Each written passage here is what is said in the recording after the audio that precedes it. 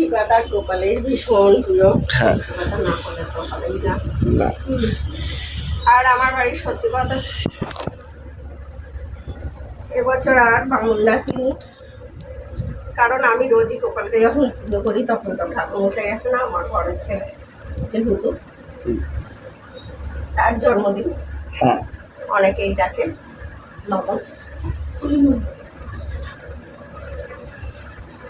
এবার বলুন আয়োজন কিরম হয়েছে? হ্যাঁ মোটামুটি।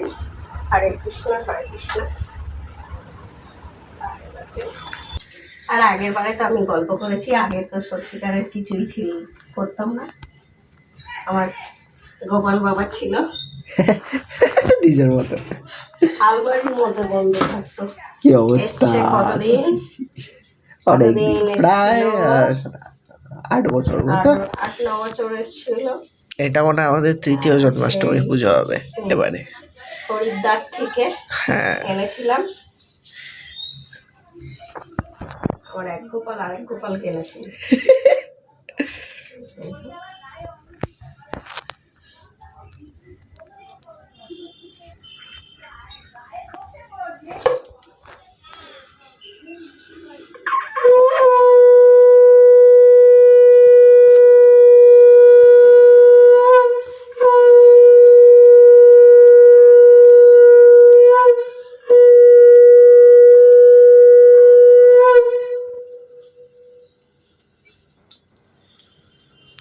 ঠিক আছে।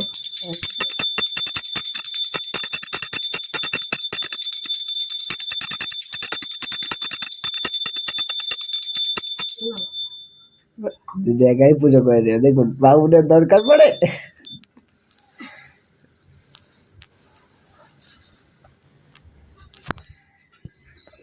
পরে দরকার পড়ে আমি ডাকিনি, আমার হাজব্যান্ড বলে নিজেই করে নিতে। আর লক্ষ্মী পুজোটা আমার ছেলে করে দেয়। হ্যাঁ ছেলে বাবুন করে দেয়।